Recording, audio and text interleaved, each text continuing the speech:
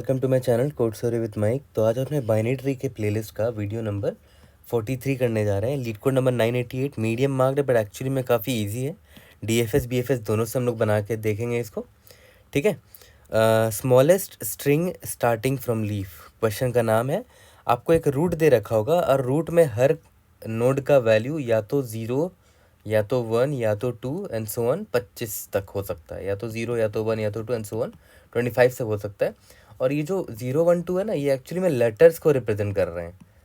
0 मतलब ए हुआ, 1 मतलब बी हुआ, 2 मतलब सी हुआ एंड सो ऑन 25 मतलब जेड हुआ, ठीक है।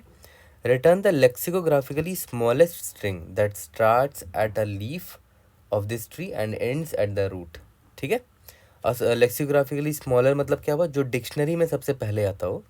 और एक और चीज़ याद रखना कि shorter prefix of a string is lexicographically smaller. जैसे मान लेते हैं ए बी है और ये ए बी ए है, तो ऑब्वियस से बात है ए बी पहले आएगा डिक्शनरी में, तो इसीलिए ए बी लेक्सिकोग्राफिकली स्मॉलर होगा, है ना। ठीक है, अब देखो ये एग्जांपल है। तो अगर आप ध्यान दो तो लीफ से लेकर रूट तक बहुत सारे स्ट्रिंग बन के दिख रहे हैं मुझे। एक तो डी बी ए, यहाँ मैं लिख देता हूँ डी बी ए। एक है मेरा ये वाले लीफ से ई बी ए, ठीक है। और एक और दिख रहा है मुझे डी सी ए, डी सी ए, ई सी ए, ई सी ए। तो इन तीनों में से सबसे छोटा कौन है, जो सबसे पहले सबसे लेक्सिकोग्राफिकली स्मॉलेस्ट कौन है, डी बी ए। क्योंकि देखो इन सब में सबसे पहले डी बी ए आएगा हमारे डिक्शनरी में, है ना। देखो सबसे छोटा यही है एक्चुअली में, ये तो ई है, ये डी और डी मैच कर गया बट बी पहले आता है सी के, है ना। देखो ध्यान दो, जो ई वाले से स्टार्ट उनको तो एलिमिनेट कर दो, है ना। अब देखो इन दोनों में देखो डी बी ए और डी सी ए में, चलो डी पहले आता है, डी दोनों में सेम है। उसके बाद बी पहले आता है तो यहाँ पर सी है, तो ये मेरा आंसर होगा, ठीक है। लेक्सिकोग्राफिकली स्मॉलेस्ट आपको आई होप पता होना चाहिए ऑलरेडी, ठीक है। तो देखो इसमें इंट्यूशन वाली कोई बात नहीं है, ऐसे प्रॉब्लम में इंट्यूशन आप क्या ही देखोगे, राइट। आपको एज इट इज़ बस या तो डी एफ एस मारो या तो बी एफ एस मारो। सिंस ट्री है ना, तो इसमें आप ट्रावर्सल कैसे कर सकते हो, या तो बी एफ एस या तो डी एफ एस करोगे, यही दो चीज़ कर सकते हो। तो दोनों अप्रोच से करेंगे, है ना। तो सिंपल सा इंट्यूशन यही है कि भाई हम ट्रावर्सल करेंगे और स्ट्रिंग को बनाते हुए चलेंगे, है ना। जैसे मान लेते हैं पहला अप्रोच हमारा क्या है, यूजिंग डी एफ एस।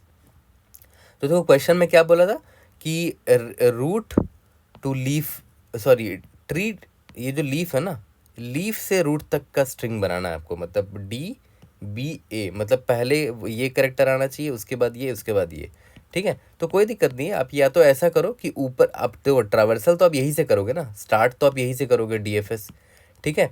तो आप इसको अपेंड करते जाना। मान लेते हैं करंट स्ट्रिंग आपका ए है, मतलब एम्प्टी है, अभी एम्प्टी है, अभी आप रूट पर आए, ठीक है। तो आपने करंट स्ट्रिंग में ए डाल दिया, ठीक है। आपका करंट स्ट्रिंग ये हो गया ए।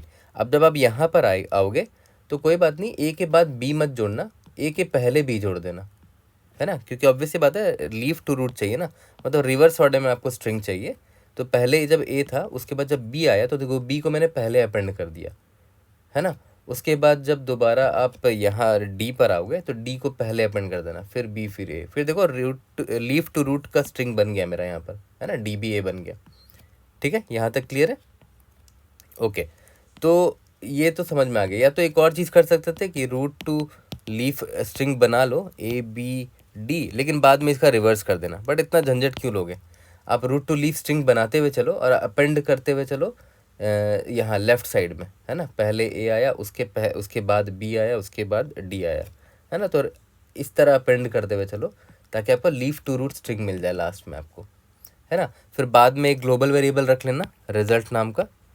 अभी तो ग्लोबल वेरिएबल एम्प्टी है, तो मुझे लग रहा है कि यही मेरा बेस्ट आंसर होगा। तो मैंने क्या किया, इसमें डी बी ए असाइन कर दिया, डी बी ए, ठीक है, ओके। अब जब मेरा रिकर्शन वापस लौटेगा तो यहाँ आऊँगा रूट के राइट चाइल्ड में। तो और मेरा अभी करंट स्ट्रिंग क्या हो जाएगा, ए तो था ही यहाँ पर, फिर जब राइट चाइल्ड में आए तो सी बी आ गया, तो सी ए हो गया, ठीक है। अभी मैं यहाँ पर हूँ, रूट मेरा यहाँ पर है, तो पहले लेफ़्ट चाइल्ड चलते हैं। जब लेफ़्ट चल गया तो मुझे डी मिला, तो डी को मैंने यहाँ अपेंड किया। इसके बाद ना लेफ़्ट है ना राइट है, लीफ चाइल्ड मिल गया मुझे, मतलब मुझे इधर ही एंड कर देना है। तो ये मुझे स्ट्रिंग मिला डी सी ए, ठीक है। बट DCA जो है वो इससे छोटा नहीं है रिजल्ट से, तो ऑब्वियसली मैं अपडेट नहीं करूँगा। ठीक है, रिटर्न कर जाऊँगा। ये लीफ नोड था, वापस आया, फिर यहाँ से राइट गया। अब देखो, जब यहाँ पर एक चीज़ ध्यान देना, जब मैं यहाँ से वापस गया तो ये डी जो है ना वो हट जाएगा ना, क्योंकि रिकर्शन से हम रिवाइंड हो रहे हैं, तो ये डी हट गया। ठीक है, अब जब यहाँ राइट चाइल्ड पे गए तो यहाँ पर ई नया करेक्टर आया, और सिंस ये लीफ नोड है, क्योंकि इसका लेफ्ट और राइट चाइल्ड नहीं है, तो देखो ये हमारा स्ट्रिंग मिला अभी ECA। ठीक है, यहाँ तक क्लियर है। बट ECA ऑब्वियस सी बात है कि आपका बड़ा है, लेक्सिकोग्राफिकली स्मॉलेस्ट नहीं है, तो ये आपका आंसर नहीं होगा, है ना। ठीक है, और हाँ, यहाँ पर अब ये पाथ को भी आपको एक्सप्लोर करना चाहिए था कि जब आपने ABD यहाँ ये ट्रेवर्स किया था, फिर यहाँ पर वापस रिवाइंड होते तो फिर यहाँ राइट साइड भी जाना चाहिए था आपको, तो वहाँ पर आपको क्या स्ट्रिंग मिलता,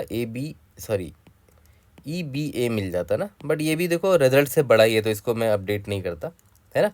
तो सिंपल DFS ट्रेवर्सल ही है ये, इसके ये तो समझ में आ गया होगा आपको, है ना। तो सिंपल सा DFS ट्रेवर्सल लिखते हैं और करंट स्ट्रिंग को फॉर्मेट बनाते रहेंगे। मतलब DFS तो कैसे लिखोगे, सिंपल सा आप रूट भेजोगे और करंट स्ट्रिंग भेजोगे, है ना। और स्टार्टिंग में रूट तो रूट है और करंट स्ट्रिंग मेरे स्टार्टिंग में एम्प्टी है ना, ऐसे कॉल करोगे इसको। ठीक है, अब देखो यहाँ पर अगर मेरा रूट ही नल हो गया तब तो कुछ नहीं करना है, यहाँ से रिटर्न हो जाओ। ठीक है, और अगर रूट नल नहीं हुआ, ठीक है, तो करंट जो स्ट्रिंग मेरा है उसमें रूट का वैल्यू को अपेंड करोगे। ठीक है, जैसे मान लेते हैं अभी आप जब यहाँ पर थे, जैसे मान लेते आप यहाँ पर थे, तो करंट स्ट्रिंग आपका एम्प्टी था ना, करंट स्ट्रिंग आपका एम्प्टी था। अब जब आप यहाँ पर आए ए, तो आपको अपेंड करना पड़ेगा ना। फिर अब जब यहाँ आओगे तो इसके पीछे यहाँ बी अपेंड करना पड़ेगा।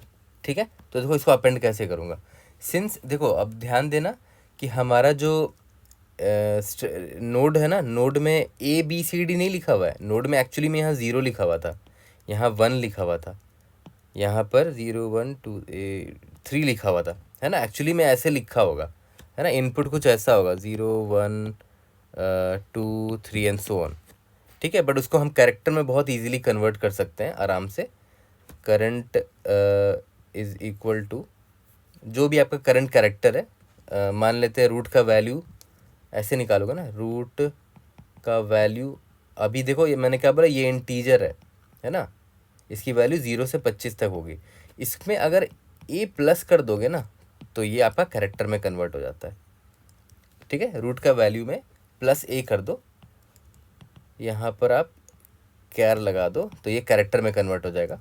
अब बस आपको करंट में ऐड कर देना, ऑलरेडी करंट की जो भी वैल्यू थी, है ना, उसके देखो स्टार्टिंग में आपने वो कैरेक्टर को ऐड कर दिया।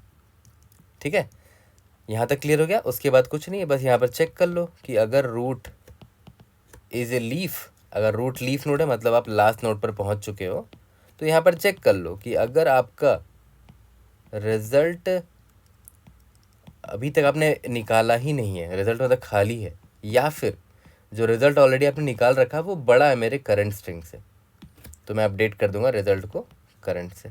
ठीक है, रिटर्न कर जाऊंगा क्योंकि ये लीफ नोड है मेरा, है ना। और अगर ऐसा नहीं हुआ तो सिंपल याद करो, DFS में क्या करते थे, रूट का लेफ्ट जाते थे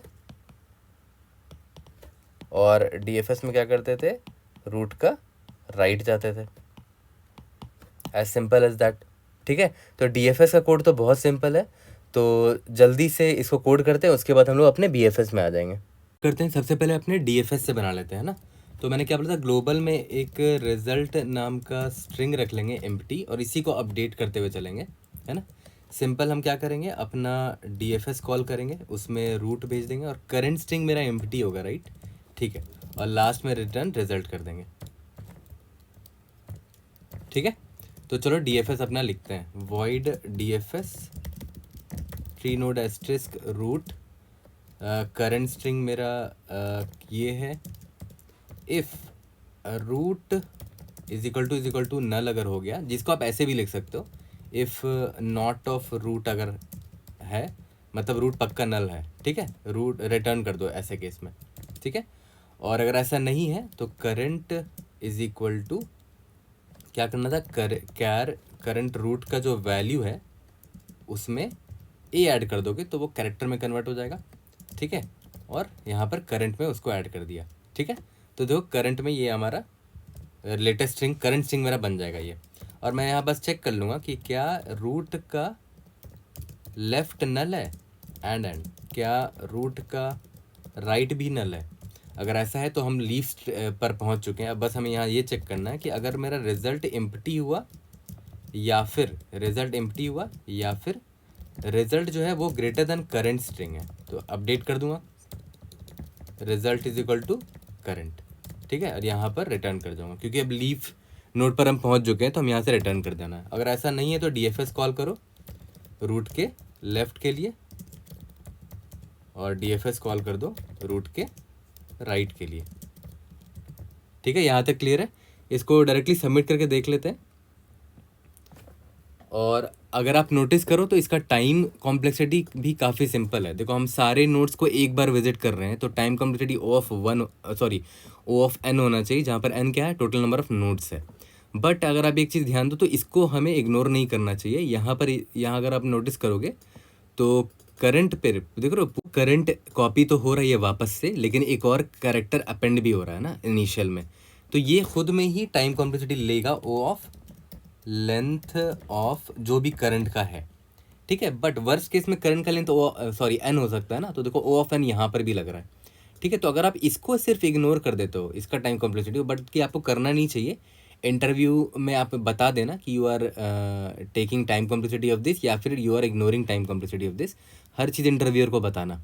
ठीक है, तो इसको अगर इग्नोर कर दे तो तब तो फिर time complexity O of n ही होगा, क्योंकि आप सारे नोड को सिर्फ एक ही बार विजिट कर रहे हो। ठीक है, और अगर ऐसा नहीं है, आप इसको भी टाइम कॉम्प्लेक्सिटी ये इंक्लूड करोगे तो O ऑफ n स्क्वायर हो जाएगा, क्योंकि देखो इसमें भी आप n ऑपरेशन कर रहे हो ना, देखा जाए तो वर्स्ट केस में। ठीक है, तो आई होप ये समझ में आ गया होगा। अब जल्दी से चलते हैं और अपने सेकंड अप्रोच पर आते। तो देखो अब आप आते हैं अपने अप्रोच यूजिंग BFS। तो BFS वाला भी बहुत सिंपल है। अगर आपको याद होगा तो DFS में जब भी हम कॉल करते थे DFS को, हमारे पास दो इन्फॉर्मेशन हमेशा होती थी कि करंटली अभी मैं किस नोड पर खड़ा हूँ, जो कि रूट होता था, और इस नोड पर अभी मैं खड़ा हूँ तो मेरा करंट स्ट्रिंग कैसा दिख रहा है ना। ये दो चीज़ की जानकारी ऑब्वियस है आपको होनी चाहिए हमेशा। तो सिमिलरली यहाँ पर भी होगा। मान के चलते हैं आप BFS ट्रावर्सल कर रहे थे और आप अभी यहाँ पर हो, मान के चलते हैं। ठीक है, आपने अभी जस्ट Q से इसको निकाला है, तो मेरे पास दो इन्फॉर्मेशन होनी चाहिए थी। Q से मुझे दो इन्फॉर्मेशन मिलनी चाहिए थी कि करंट नोड मेरा ये है, मान लेते हैं ये रूट हो गया, करंट नोड ये है, और अभी तक मेरा क्या स्ट्रिंग बना हुआ है। तो अभी तक मेरा क्या स्ट्रिंग बना हुआ है, BA बना हुआ है ना, ये रहा BA बना हुआ है। यहाँ तक क्लियर है। ये चीज़ जानकारी आपके पास होनी चाहिए। तो इसका मतलब क्या हुआ कि Q में हमें ये दो चीज़ स्टोर करना पड़ेगा। मैं आपको दिखा देता हूँ क्या स्टोर करना पड़ेगा। पहला क्या स्टोर करना पड़ेगा कि कौन सा नोड है, दूसरा क्या है कि करंट मेरा स्ट्रिंग क्या है, करंट।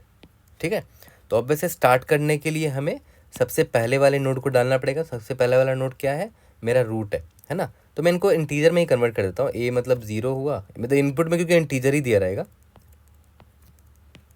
3 होगा, ये 2 होगा, ये 3 होगा, ये 4 होगा, कुछ ऐसे ही दिया रहेगा, है ना, ये 4 होगा।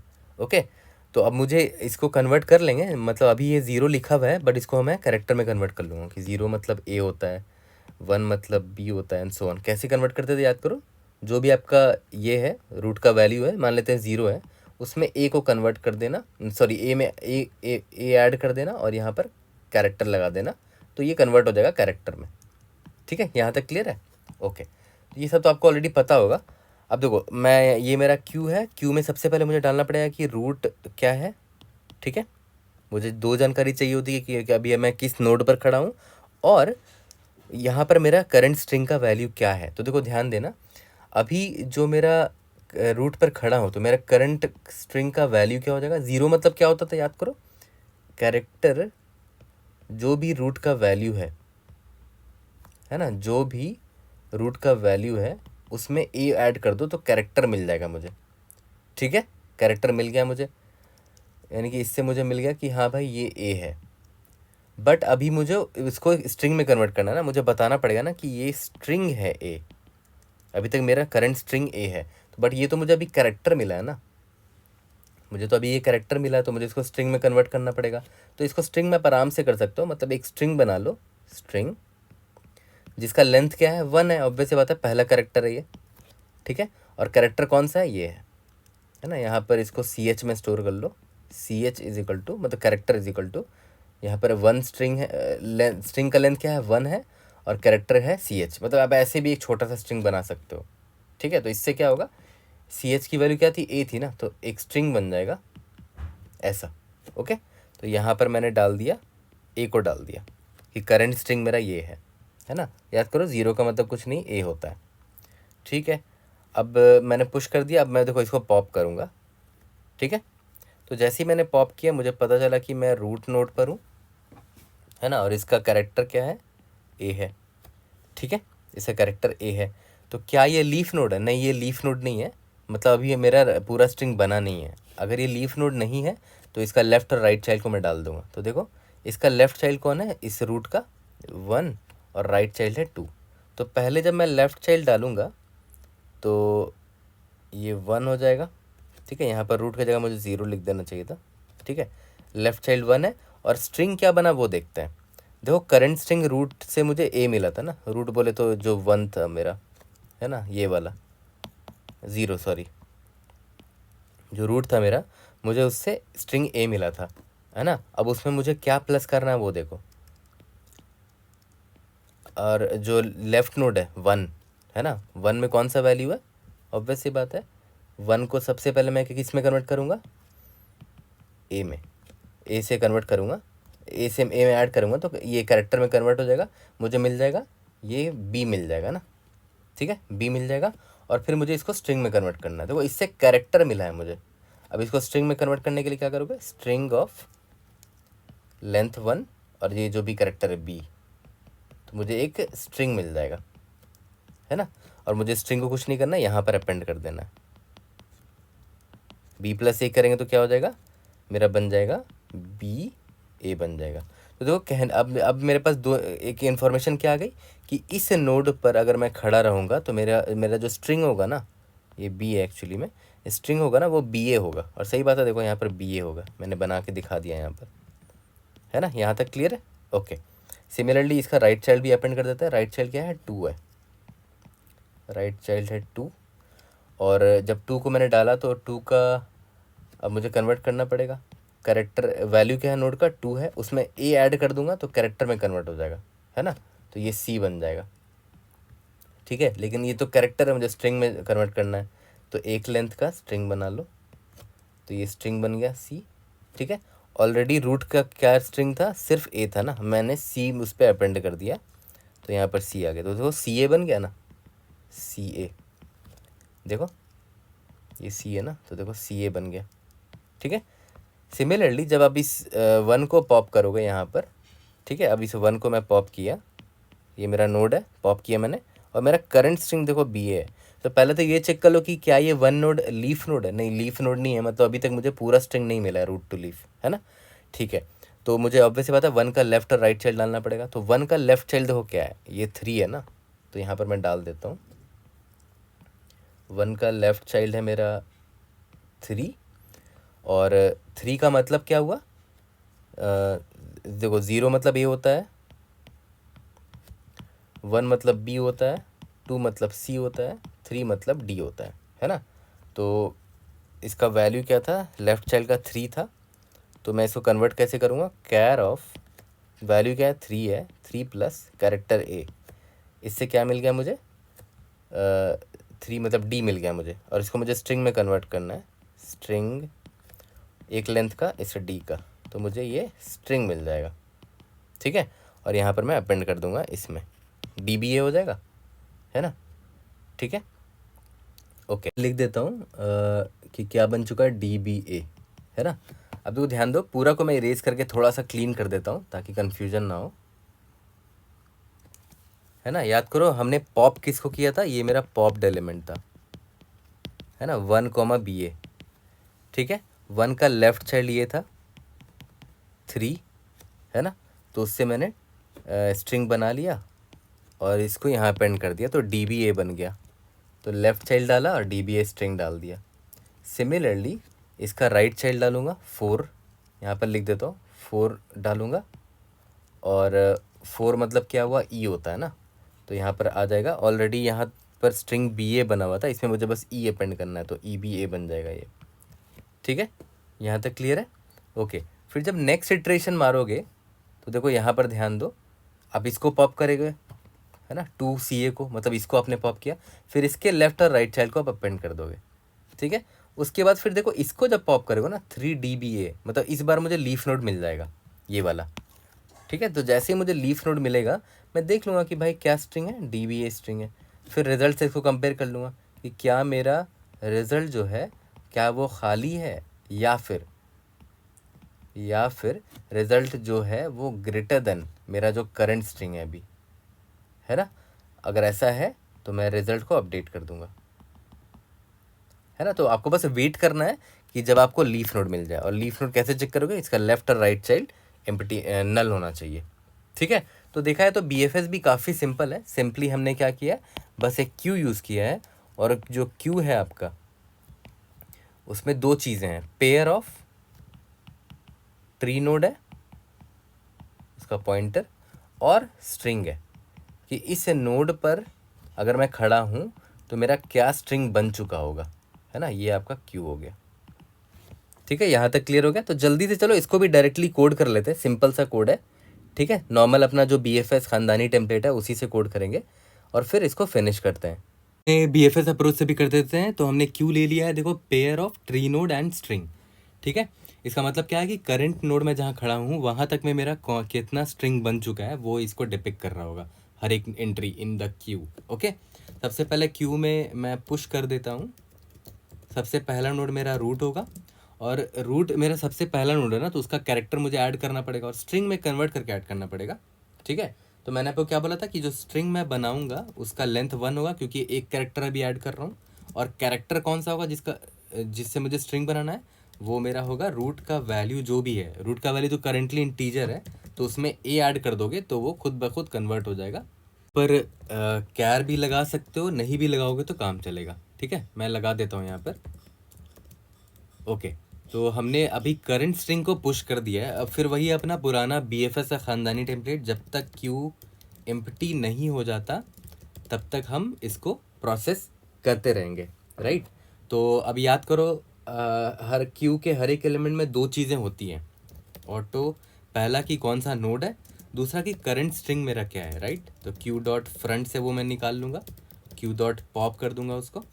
ठीक है, ओके। अब बस मुझे यही देखना है कि ये जो नोड है क्या ये लीफ नोड है, तो इसका लेफ्ट भी नल होगा एंड राइट भी नल होगा। अगर ये लीफ नोड है तो मुझे बस यही चेक करना है कि रिजल्ट अगर एम्प्टी हुआ या फिर result greater than current string है। ठीक है, तो रिजल्ट को मैं अपडेट कर दूंगा करंट से। यहाँ तक क्लियर है।